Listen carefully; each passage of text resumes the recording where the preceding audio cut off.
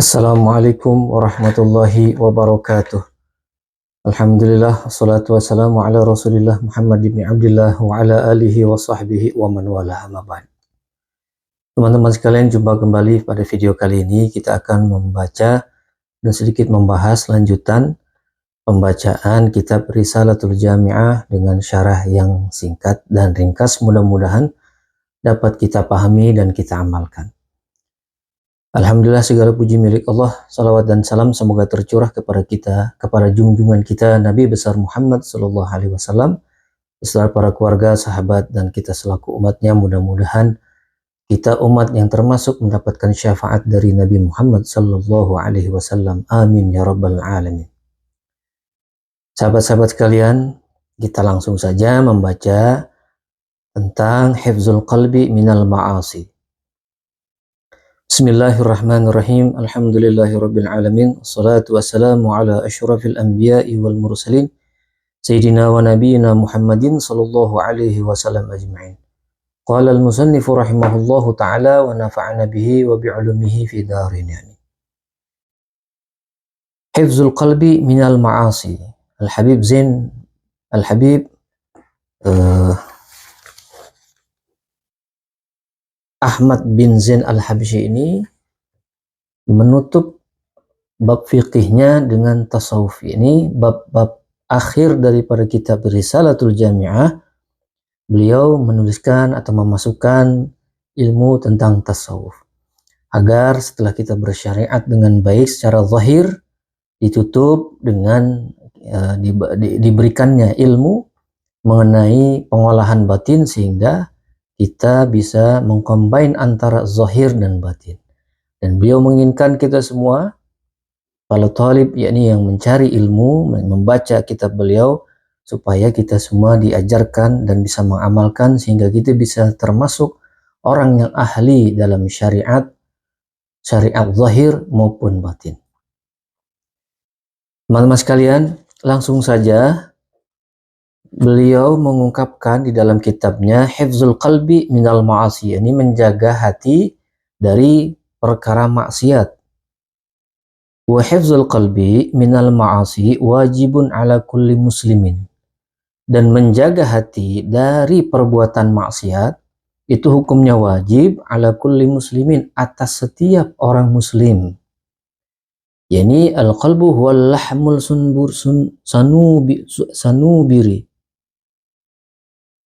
sanubari maksudnya. Wahwal lahmu as-sanubariyu. Ya, jadi qalbun ini adalah, kalau kita bilang jantung, daging sanubari, ay ad-daqiqu min asfali. Ya, yakni sanubari ini berasal dari bahasa Arab ya, yang artinya adalah buah pinus. Disebut kenapa sanubari ini mirip buah pinus, karena bentuk jantung yang mirip dengan buah pinus ya. Ini bagian bawahnya runcing, bagian atasnya tumpul, dan terletak di bagian kiri dada. Ada sebelah sini kiri dada.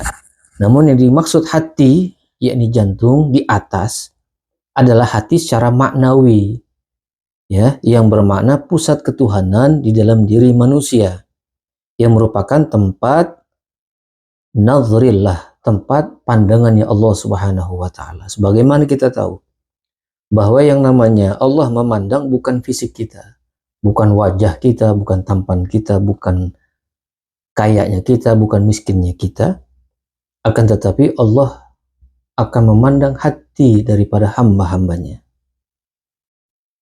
Minal ma'asi, menjaga hati dari apa? Dari perkara atau perbuatan maksiat kepada Allah, yakni perbuatan maksiat kabairiha wa saghairiha.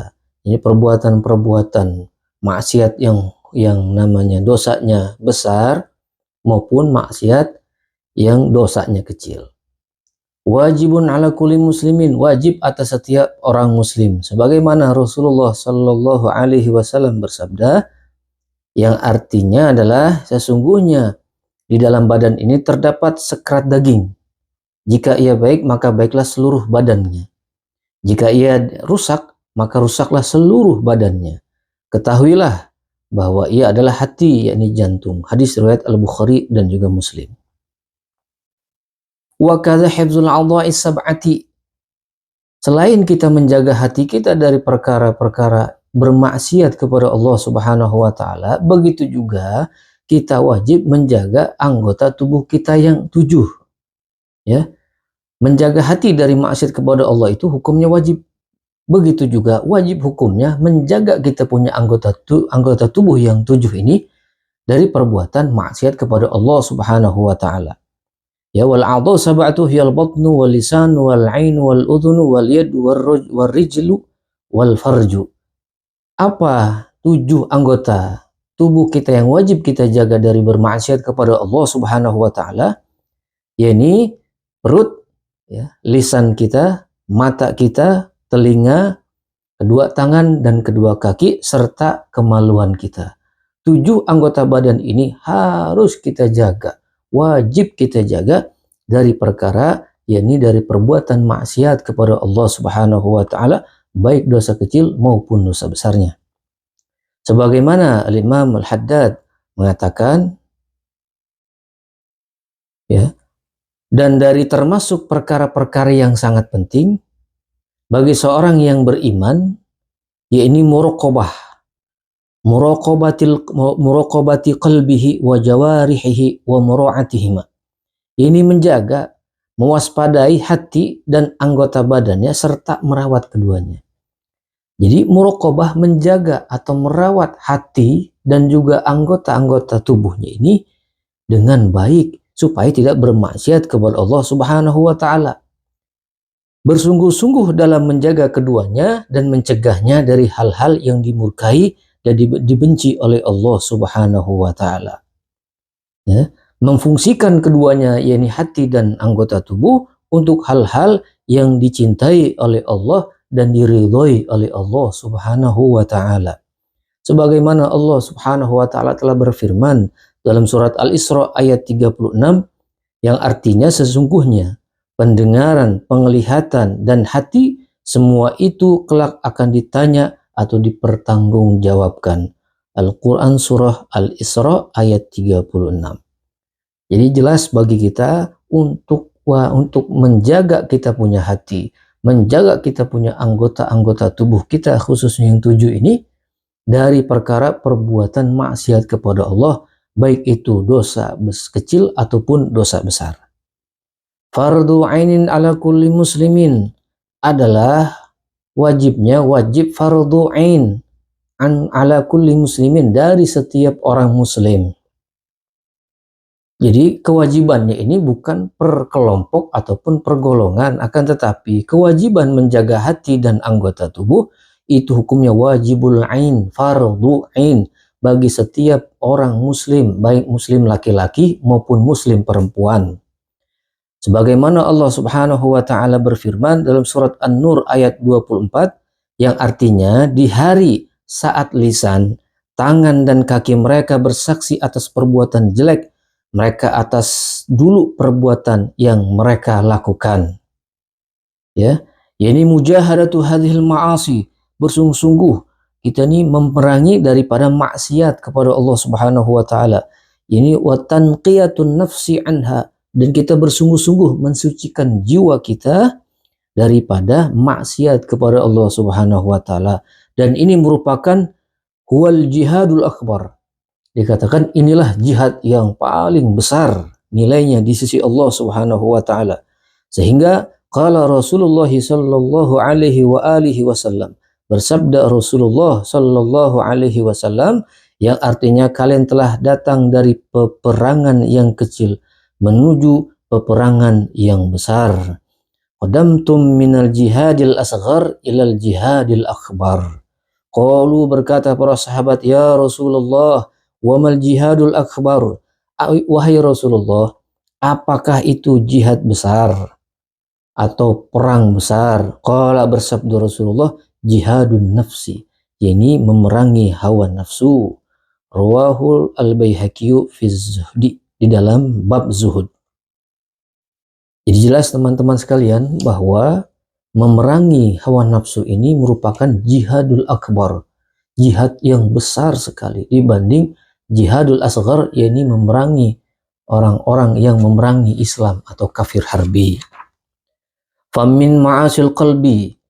Kemudian Al-Habib Ahmad bin Zain Al-Habsyi menerangkan kepada kita apa itu maksiat hati.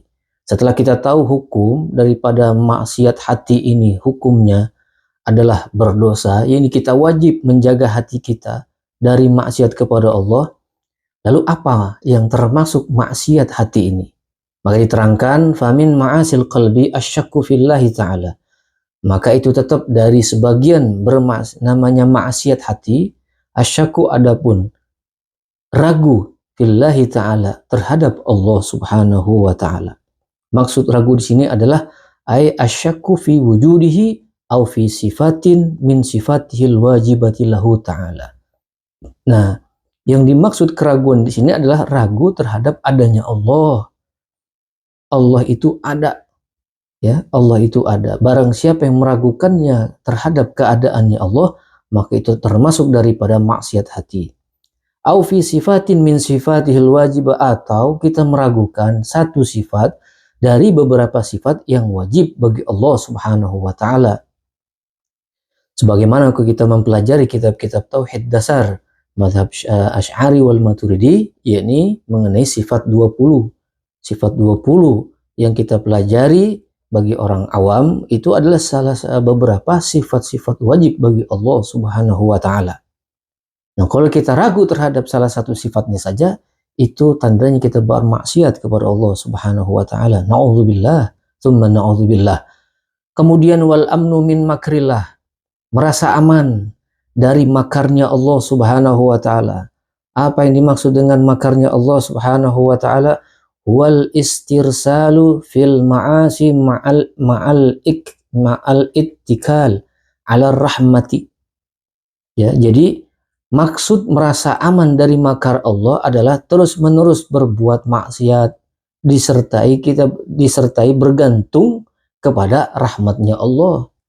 Dia bermaksiat, dia tahu bahwa Allah Maha memberikan rahmat, jadi dia menggantungkan maksiat itu kepada rahmatnya Allah. Allah Subhanahu wa taala berfirman dalam surat Al-A'raf ayat 99, yang artinya, apakah mereka merasa aman dari makar Allah? Maka tidak ada yang merasa aman dari makar Allah kecuali sekelompok orang yang zalim. Kalau ada di antara kita yang merasa aman dari makar Allah, adalah termasuk orang-orang yang zalim. Nah, kemudian bagaimana untuk mengobati, ya, daripada mempunyai sifat merasa aman dari makar Allah, terus menerus berbuat maksiat dan menggantungkan dengan rahmatnya Allah? Nah, di sini dikatakan al khaufu minallahi ta'ala wa min adzabihi war raja'i fihi wa fi rahmatihi ta'ala. Obat untuk bisa menghilangkan makar, rasa aman dari makar Allah adalah takut kepada Allah. Pertama yang harus ditanamkan adalah takut kepada Allah. Kedua, takut daripada siksaannya Allah. Yang selanjutnya adalah ar-raja' fihi, berharap kepada Allah Subhanahu wa taala.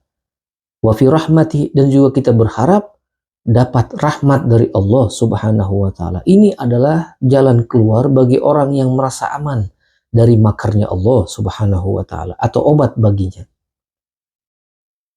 Wal amnu min makrillahi wal qunutu min rahmatillahi ta'ala. Kunut ini adalah putus asa dari rahmat Allah Subhanahu wa taala. Al-qunut min rahmatillah ay al-ya'su. Al-ya'su ini adalah orang yang berputus asa. Termasuk daripada maksiatnya hati adalah orang yang merasa putus rahmat dari Allah. Sebagaimana Allah berfirman dalam surat Az-Zumar ayat 53 yang artinya, katakanlah wahai Muhammad, wahai hamba-hambaku yang kelewat dalam berbuat dosa terhadap dirinya, janganlah kalian berputus dari rahmat Allah. Sesungguhnya Allah mengampuni seluruh dosa. Sesungguhnya Dia Maha Pengampun lagi Maha Penyayang. Ini adalah dalil, jadi firman Allah Subhanahu wa taala bagi siapapun, bagi orang yang penuh dengan maksiat pun, Bagi orang yang selalu bermaksiat pun kepada Allah Subhanahu wa taala, jangan sekali-kali kita tayasu atau putus kita punya putus asa. Seakan-akan tidak ada asa lagi, harapan mendapatkan rahmat dari Allah Subhanahu wa taala. Padahal tidak, ya. Rahmat Allah Subhanahu wa taala senantiasa bagi siapapun, bagi hambanya yang soleh, begitu juga bagi hambanya yang melewati batas terhadap berbuat dosa, tetap akan mendapatkan rahmat Allah. Janganlah kita berputus asa. Bagi kawan-kawan kita yang masih terjerat berbuat maksiat kepada Allah, teruslah bertobat kepada Allah, minta rahmat dari Allah Subhanahu wa taala terus menerus. Semoga Allah membantu agar kita bisa berhenti bermaksiat kepada Allah Subhanahu wa taala. Amin ya rabbal alamin. Ya, jadi putus asa adalah tidak meyakini bahwa Allah akan merahmati dirinya. Kita harus yakin bahwa Allah sayang dengan kita. Bagi orang yang diuji oleh Allah, itu tandanya sayang dari Allah Subhanahu wa taala. Kemudian wattakabburu ala ibadillahi ta'ala. Begitu juga termasuk daripada maksiatnya hati adalah takabur. Ini sombong, merasa besar terhadap hambanya Allah Subhanahu wa taala. Ya, jadi sombong terhadap hambanya Allah, sesama hamba kepada Allah saling sombong. Dia tahu bahwa dirinya ini seorang hamba. Kemudian dia sombong kepada hamba Allah yang lain. Padahal statusnya sama-sama hamba kepada Allah Subhanahu wa taala. Sehingga Allah Subhanahu wa taala berfirman dalam surat An-Nahl ayat 23. Innahu la yuhibbul mustakbirin. Sesungguhnya dia, yakni Allah, tidak menyukai orang-orang yang sombong. Qala Rasulullah sallallahu alaihi wasallam. Rasul pun bersabda, yang artinya tidak akan masuk surga dia yang di dalam hatinya terdapat sekecil-kecilnya dari sifat sombong. Zarratin minal kibri, ya.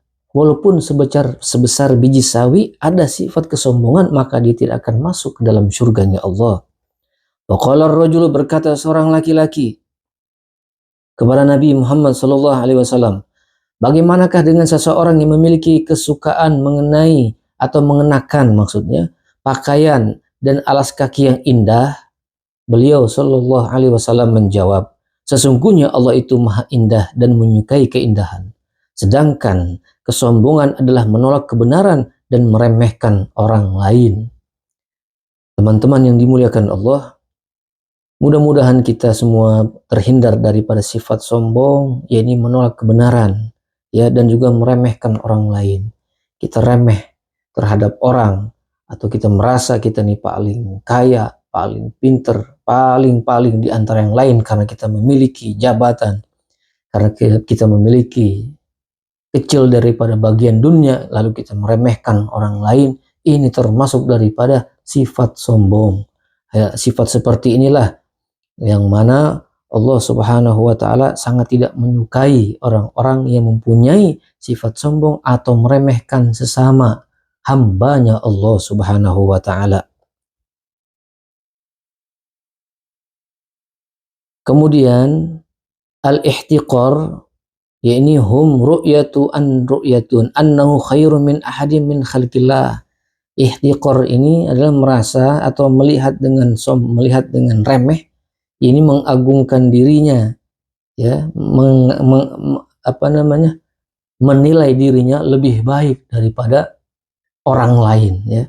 Dia palinglah si palingnya itu, dan menilai orang lain padahal sesama makhluk Allah. Dia menilai paling baik, paling hebat dan segala macamnya. Na'udzubillah. Summa na'udzubillah. Wariyau, kemudian beliau melanjutkan apa yang termasuk sifat atau maksiat hati, ar-riya, yakni ar-riya, berlaku riya. Mushtaqun minar ru'yati fal mara'i yuhibbu ayyarahu nasu wa yuttali'u ala khususiyatih. Riya ini adalah berakar kata yang sama dengan kata ru'yah, yakni penglihatan. Seseorang yang memiliki sifat riya ini ingin kelebihannya dilihat manusia dan tampak pada mereka, jelas kelihatan kelebihannya. Nah, maknanya adalah menginginkan kedudukan dan pengagungan di sisi manusia dengan amalan akhirat. Ya, jadi pengen dilihat orang yang paling hebat, orang yang punya kedudukan besar agung, dibungkus perbuatannya itu dengan perbuatan taat kepada Allah Subhanahu wa taala. Nah, orang yang taat kepada Allah namun ada hatinya ria, ingin dilihat orang, pengen diagungkan oleh manusia lain, Allah Subhanahu wa taala akan eh, namanya memberikan suatu warning dari Allah, sebagaimana Allah berfirman dalam surah Al-Ma'un, fawailul lil musallin, celakalah orang-orang yang mengerjakan salat. Orang yang mengerjakan sholat saja bisa celaka. Lantaran apa orang yang mengerjakan sholat ini bisa celaka? Yaitu mereka yang melalaikan sholatnya. Sholatnya lalai, mereka pamer, memiliki sifat ria, dan enggan menolong dengan barang yang berguna. Masya Allah. Wadawa urria, dan adapun obatnya ria.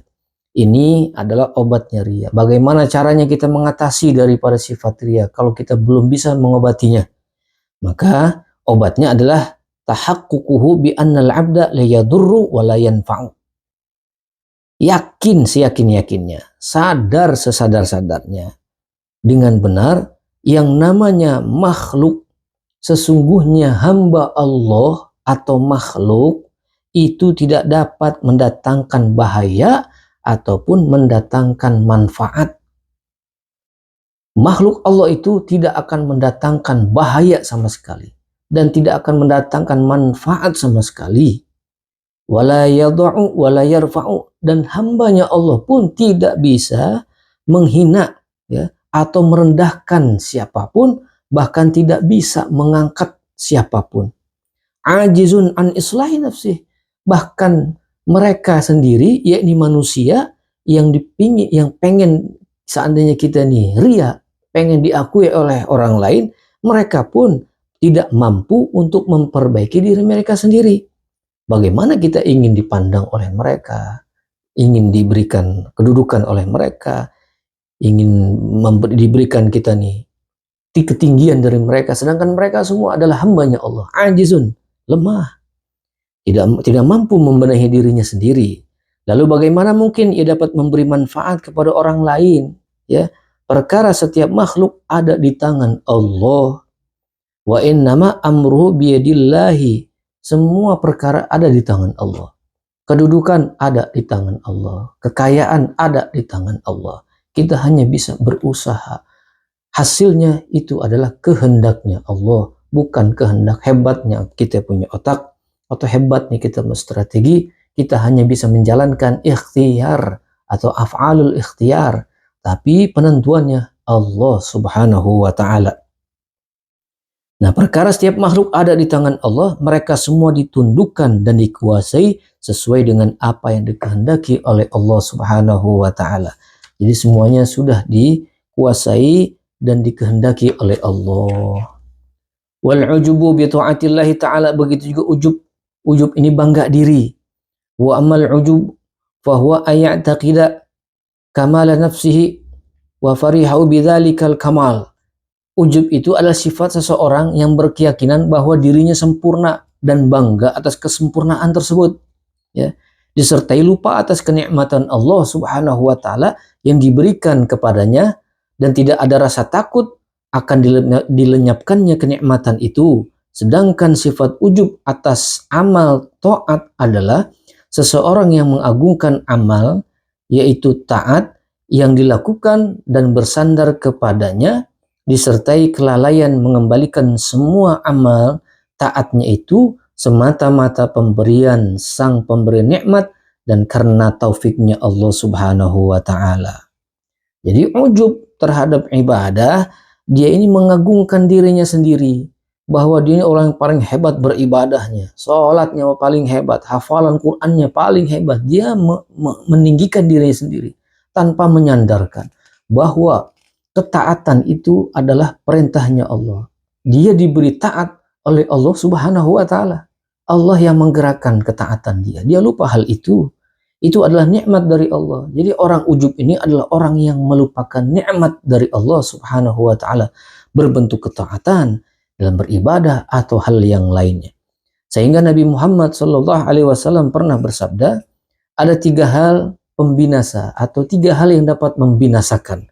Pertama adalah sifat pelit yang ditaati, hawa nafsu yang diperturutkan, dan sifat bangga seseorang terhadap dirinya sendiri. Inilah 3 hal muhlikatun yang dapat menghancurkan seseorang. Nah, sekarang bagaimana caranya untuk memperbaiki islah atau kita mengobati rasa ujub? At-tabarri min haulihi wa quwwatihi. Obat penyakit ujub adalah berlepas tangan, berserah diri, berlepas tangan, ya, berlepas tangan dari daya upaya dan kekuatan diri sendiri tentunya, dan menyadari bahwa dirinya adalah makhluk yang paling tak memiliki kemampuan, makhluk yang lemah tanpa adanya kehendak Allah Subhanahu wa taala yang menggerakkan dan memberhentikan dirinya. Jadi jelas teman-teman sekalian bahwa yang namanya baik buruknya kita bisa berlaku taat kepada Allah, rajin sholatnya, rajin puasanya, rajin zikirnya kepada Allah, rajin belajarnya, itu semua karena dikehendaki oleh Allah Subhanahu wa taala. Bukan karena kita sendiri yang mampu dan hebat, itu semua kehendaknya Allah Subhanahu wa taala. Wal hasadu wal hiqdu wallahu a'lam bishawab. Teman-teman sekalian, pada kesempatan video kali ini kita sudahi. Insya Allah kita akan lanjutkan pada pertemuan kita mengenai pembahasan al-hasadu wal hiqdu. Ini tentang iri hati dan juga dengki. Mudah-mudahan kita diberikan oleh Allah Subhanahu wa taala panjang umur, sehat wal afiah, diberikan oleh Allah Subhanahu wa taala untuk mampu memanage diri kita dan juga hati kita dari bermaksiat kepada Allah Subhanahu wa taala. Demikian sahabat-sahabat, teman-teman sekalian, semoga kita semua dipermudah urusan kita oleh Allah Subhanahu wa taala. Semoga kita bisa mengamalkan ilmu yang telah kita baca. Amin ya rabbal alamin. Wallahu as'alu ila aqwamit thoriq wal afu minkum. Assalamualaikum warahmatullahi wabarakatuh.